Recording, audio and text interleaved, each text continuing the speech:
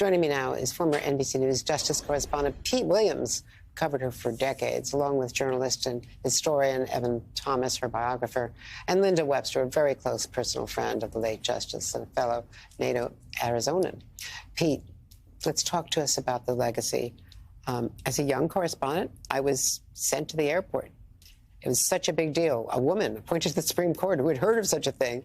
And we, no magnetometers, we just all went to the gate and did a huge gaggle, walked with her. And she was shy and seemed a little overwhelmed, but gracious, typically. Not as impatient as she later could become in such circumstances. She's amazing as a woman and as a first, graceful. And I think one of her most notable legacies to me, besides her decisions, I'll ask you about that, was her close relationship and mentorship of a very shy and nervous Ruth Bader Ginsburg when she became the second woman on the court. Yes, of course, it was a campaign promise, as you know, of President Reagan's to appoint a woman to the Supreme Court. And I think her significance is really three things. First of all, culturally, the fact that she was the first woman on the court. And as she once famously said, I don't want to be the last. I want to do a good job, because if I don't, it'll probably be a long time before another woman is appointed to the Supreme Court. That turned out not to be a problem. And she overcame her initial shyness. Secondly, of course, legally, because when in the later years when O'Connor was on the court, it really was her court. As Sandra went, so went the court. She sided sometimes with the conservatives, sometimes with the liberals, and she was often the deciding vote. And then socially, you know, she was the sort of social director at the Supreme Court. And when she left, one of the Supreme Court justices said to me, I really miss Sandra. She was somebody who brought homemade Mexican food into the court to have everybody bond together. And she really was the sort of glue that held everybody together, Andrea. But her legal significance is considerable. Her jurisprudence was very practically oriented because she had a life experience growing up on a ranch in Arizona, serving as an elected official. So she had an experience that other justices who come through a more Ivy Towerish kind of background don't have. And she had been a state legislator. Evan, you're her biographer. She was a key swing vote on so many cases. But talk to us also about that background. She wrote about her, life on the ranch. The first in her class at Stanford Law, but couldn't get a job. Had to take a legal clerk's job, sitting in a secretarial receptionist position in the law firm out there in California, and going to school with Rehnquist, and what was later revealed, maybe in your book, refresh my memory, in your book, about the personal relationship that they had, and his having a crush on her, proposing to her in those early student years.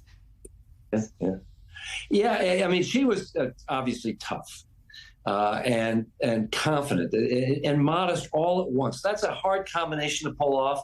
I think one thing about her that's really important, she knew not to pick stupid fights. She stayed above petty arguments. When one of her clerks would write in a zinger into an opinion, to get back at another justice or retort against, say, Justice Scalia, she would take it out.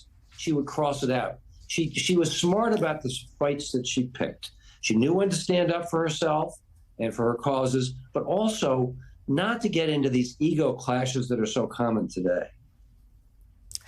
Linda Webster, you knew her so well, went fishing with her, you knew her as an outdoors woman. She was a woman's woman. As tough as she could be, she stood up for things, and she could be, if you could excuse the expression, all girl. She could be quite a lady.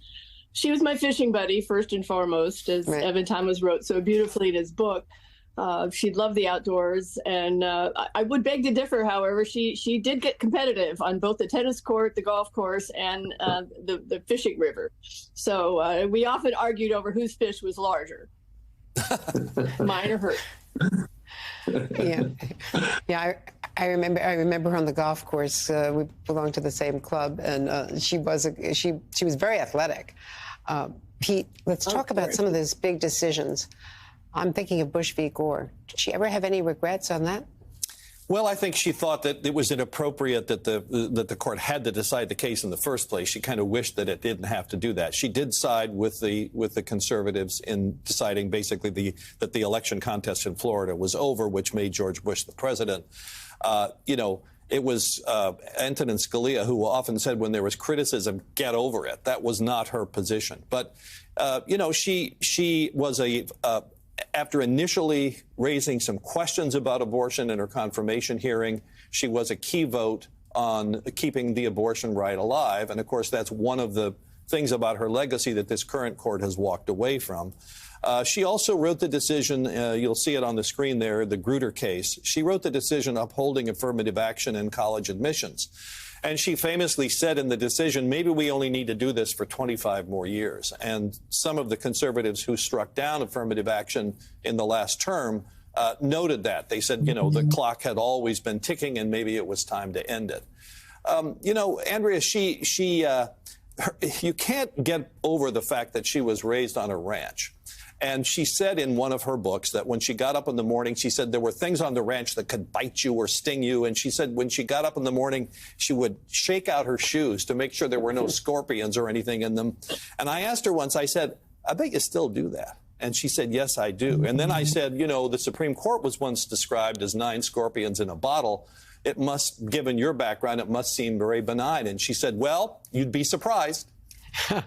Well, Evan, let me recall something also, and Linda, jump in here in a sec, because you may have been there. I remember that Ruth Bader Ginsburg talked so movingly about her 2 or 3 weeks after Martin Ginsburg, her beloved husband, died. We were in Aspen, and I was invited to an 80th birthday party for Sandra Day O'Connor, and I think you may have hosted it. And you did. Ruth Bader Ginsburg got up, and she was accompanied by her grandson. She had come to Aspen to speak, and she actually even amusingly imitated Sandra Day O'Connor's signature way of speaking, so abrupt and, she said when she was a first-year freshman member of the court, she was assigned by the chief to write her first majority opinion, and she was so nervous she turned to her mentor, Sandra Day O'Connor, and said, what do I do and how do I do this? And she imitated her. And now I'm imitating Ruth Bader Ginsburg, imitating Sandra Day O'Connor. So this is a stretch on live TV. But she said, just do it. Do it. Put one foot in the front of the other and do it. And that's pretty good. And it gave Ruth Bader Ginsburg the spine to go ahead and write that opinion and rise to, of course, become, a decisive, a vote on the court who had more weight than just the single vote, because she actually turned votes, from one to another. I think the VMI case, memorably, she got 7 votes. Well, Andrea, here's a story that tells a lot about her with Ruth. You mentioned the VMI case, the U.S. versus Virginia, a landmark case, and the opinion was originally assigned to Justice O'Connor, and O'Connor said no. This should be Ruth's case because Ruth Ginsburg did so much on women's rights. And Justice Ginsburg told me later, I loved her for that. Can you imagine some male giving up a landmark opinion to somebody else because they thought they deserved it? She could be, although she had a big self, she was above self. She knew when to share the credit. And she knew how to make a friend out of Justice Ginsburg. They were quite different people, but they admired each other and respected each other. And O'Connor had been on the court for 11 years before Ginsburg got there.